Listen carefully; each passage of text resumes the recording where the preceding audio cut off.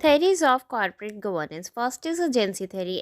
Agency theory establish करती है relation between the principal and agent of the company की organisation में principal और एजेंट का क्या रिलेशन है। प्रिंसिपल मतलब शेयर होल्डर्स और एजेंट्स मतलब डायरेक्टर्स, जो कि एजेंट्स हैं, जो कि प्रिंसिपल के बिहाफ पे, शेयर होल्डर के बिहाफ पे आगे की वर्किंग कर रहे हैं ऑर्गेनाइजेशन में।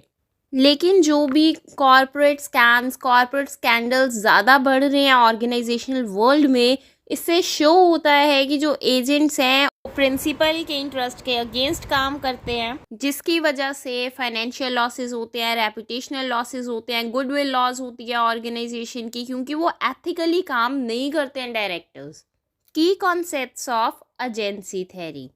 जो प्रिंसिपल और एजेंट के बीच का रिलेशन है उसको एजेंसी रिलेशनशिप कहेंगे। एजेंट्स जब मिसयूज कर रहे हैं किसी भी पावर को, उसकी वजह से जो भी कॉस्ट अराइज हो रही है, जो भी लॉसेस इनकर हो रहे हैं ऑर्गेनाइजेशन में, वो एजेंसी कॉस्ट होती है। क्योंकि अब डायरेक्टर्स और शेयर होल्डर्स की ऑनरशिप अलग है, कंट्रोल अलग है, इस वजह से कुछ कन्फ्लिक्ट्स अराइज होती हैं उन दोनों के बीच में।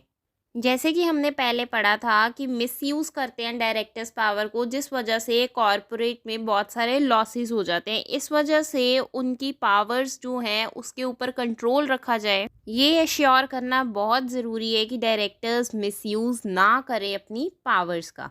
बहुत सारी कमेटीज़ बनाई गई हैं डिफरेंट डिफरेंट कंट्रीज़ में कॉरपोरेट गवर्नेंस को फॉर्मुलेट करने के लिए। इस तरह से शेयर होल्डर्स को यही रिकमेंड किया जाता है कि वो working of board of directors को स्ट्रांगली कंट्रोल कर सकें। अब कंक्लूजन में हम यही कह सकते हैं कि इस थ्योरी के अकॉर्डिंगली एजेंट और प्रिंसिपल के रिलेशनशिप की बात की गई है कि हमें प्रिंसिपल के इंटरेस्ट को ख़राब नहीं होने देना चाहिए, और जो बाकी के स्टेक होल्डर्स हैं, एम्प्लॉयज़ हैं, सप्लायर्स हैं, फाइनेंशियल इंस्टीट्यूशंस हैं, कस्टमर्स हैं, उन सबके इंटरेस्ट को इग्नोर किया गया है इस थ्योरी में। नेक्स्ट थ्योरी हम बात करते हैं स्टीवर्डशिप थ्योरी। स्टीवर्ड कौन होता है? जो दूसरों के इंटरेस्ट को प्रोटेक्ट करता है, जो दूसरों के इंटरेस्ट को कंसीडर कर रहा है। इस थ्योरी के अकॉर्डिंगली जो कंपनी के डायरेक्टर्स हैं वो स्टीवर्ड्स हैं एक तरह से शेयर होल्डर्स के लिए, क्योंकि वो शेयर होल्डर्स के इंटरेस्ट को प्रोटेक्ट करने की कोशिश करते हैं, उनके इंटरेस्ट के लिए आगे मैनेज कर रहे हैं कंपनी को। ये थ्योरी कहती है कि मैनेजर्स और ऑनर्स के बीच में कोई भी कन्फ्लिक्ट हो ही नहीं सकती, उनके इंटरेस्ट क्लैश कर ही नहीं सकते हैं। मैनेजर्स जो भी काम कर रहे हैं उसके लिए उनको रेम्यूनरेशन मिल रही है, उनके लिए उनको सैलरी मिल रही है, उसके लिए इंसेंटिव्स मिल रहे हैं, इसीलिए वो एज अ स्टीवर्ड्स काम कर रहे हैं for the honours, for the best interest of honours. Next हम बात कर रहे हैं की कॉन्सेप्ट्स ऑफ स्टीवर्डशिप थ्योरी। इस थ्योरी के अकॉर्डिंगली स्टीवर्ड्स की वजह से ऑर्गेनाइजेशनल परफॉर्मेंस जो है वो इम्प्रूव होती है। किसी भी ऑर्गेनाइजेशन के लॉन्ग टर्म इंटरेस्ट में काम कौन करता है? उसके डायरेक्टर्स काम कर रहे हैं। स्टीवर्ड्स की अपनी सक्सेस या उनकी अपनी फेलियर ऑर्गेनाइजेशन की सक्सेस या फेलियर मानी जाती है। इस थ्योरी के अकॉर्डिंगली भी जो डायरेक्टर्स हैं वो आंसरेबल हैं शेयर होल्डर्स को। असम्पशंस क्या आ जाएंगी इस थ्योरी की? डायरेक्टर्स जो हैं वो लॉयल हम मान के चल रहे हैं, क्योंकि वो इंटरेस्ट ऑफ द कंपनी में काम कर रहे हैं, वो शेयर होल्डर्स के इंटरेस्ट में काम कर रहे हैं। डायरेक्टर्स जो है वो मोटिवेटेड है क्योंकि वो चैलेंजिंग वर्क को कर रहे हैं। क्रिटिसिज्म की अगर हम बात करते हैं तो स्टीवर्डशिप थ्योरी जो है इसमें भी बाकी के स्टेक होल्डर्स के इंटरेस्ट को इग्नोर किया गया है।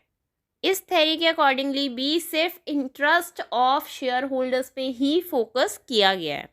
कंक्लूजन में हम बात कर सकते हैं स्टीवर्ड्स जो है वो कंपनी के एग्जेक्टिव्स हो सकते हैं, मैनेजर्स हो सकते हैं, जो शेयर होल्डर्स के लिए काम करते हैं और उनके लिए प्रॉफिट जनरेट करते हैं। नेक्स्ट हम बात करते हैं स्टेक होल्डर थ्योरी की। Everyone who has a stake in the future of business, कोई भी अगर किसी का भी बिजनेस में इंटरेस्ट है, किसी का भी ऑर्गेनाइजेशन में किसी तरह का कोई इंटरेस्ट है, कोई भी कस्टमर है, उसको क्वालिटी गुड्स चाहिए, किसी को भी ऑर्गेनाइजेशन से कुछ चाहिए, चाहे वो सोसाइटी है, सोसाइटी को भी कुछ चाहिए ऑर्गेनाइजेशन से, तो वो सारे क्या है? स्टेक होल्डर्स है। एक कंपनी जो है वो सभी स्टेक होल्डर्स के इंटरेस्ट को फुलफिल करने के लिए रिस्पॉन्सिबल है। कंपनी को ट्राई करना चाहिए कि वो बाकी के जो स्टेक होल्डर्स हैं उनके कॉन्फ्लिक्ट्स को मिटिगेट कर सके। Key concepts of stakeholders theory. Company जो है उसको एम्प्लॉयज़ के इंटरेस्ट को कंसीडर करना चाहिए, एम्प्लॉयज़ के लिए गुड वर्किंग कंडीशंस होनी चाहिए, एम्प्लॉयज़ को टाइम पे सैलरी मिलनी चाहिए, इंक्रीमेंट्स मिलने चाहिए, टाइम टू टाइम उनको इंसेंटिव्स मिलने चाहिए। कंपनी को अपने सप्लायर्स के साथ, कस्टमर्स के साथ रिलेशंस बिल्ड करने चाहिए। कंपनी को देखना चाहिए कि उसके जो भी वो काम कर रही है, जो भी उसके ऑपरेशंस है, उसका क्या इम्पैक्ट पड़ रहा है इन्वायरमेंट के ऊपर।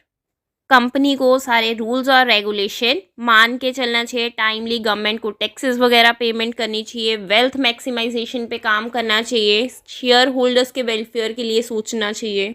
अगर अब हम स्टेक होल्डर्स पे बात कर ही रहे हैं तो हम देख लेते हैं कि दो टाइप के यूजर्स ऑफ इंफॉर्मेशन होते हैं। इंटरनल स्टेक होल्डर्स हो सकते हैं, एक्सटर्नल स्टेक होल्डर्स होते हैं। स्टेक होल्डर्स दो तरह के हैं। इंटरनली कौन है? जिसका अगर इंटरनल के लोगों का इंटरेस्ट है, जैसे बोर्ड ऑफ डायरेक्टर्स हो गए, मैनेजर्स हो गए, सीईओ हो गया, कंपनी के एम्प्लॉयज़ हो, कंपनी के मैनेजर्स हो गए। नेक्स्ट हम बात कर रहे हैं एक्सटर्नल स्टेक होल्डर्स। सप्लायर्स हैं, गवर्नमेंट है, सोसाइटी है, कस्टमर्स हैं, क्रेडिटर्स हैं, इन सब का अगर कंपनी में इंटरेस्ट है तो वो एक्सटर्नल स्टेक होल्डर्स हैं। अब अजम्पशंस क्या आ जाएंगी? ये थ्योरी एज्यूम करके चलती है कि हर एक स्टेक होल्डर का कंपनी में इंटरेस्ट होता है और सबके इंटरेस्ट को फुलफिल करना चाहिए ताकि कन्फ्लिक्ट्स को हम रिड्यूस कर सकें। इस थ्योरी के अकॉर्डिंगली हर किसी के साथ जस्टिस होना चाहिए, हर किसी के साथ सही होना चाहिए, किसी के भी इंटरेस्ट के साथ खिलवाड़ नहीं होना चाहिए। नेक्स्ट हम बात कर लेते हैं क्रिटिसिज्म की। ये ज़रूरी नहीं है कि हर एक स्टेक होल्डर का इंटरेस्ट एक सेम टाइम पे फुलफिल हो पाए। हो सकता है कि डायरेक्टर्स फेल हो जाएं, इस चीज़ को बैलेंस ना कर पाए, सबके इंटरेस्ट को वो नहीं फुलफिल कर पा सकते, वो भी एक तरह से उनके लिए भी मुश्किल है। Conclusion of stakeholder theory.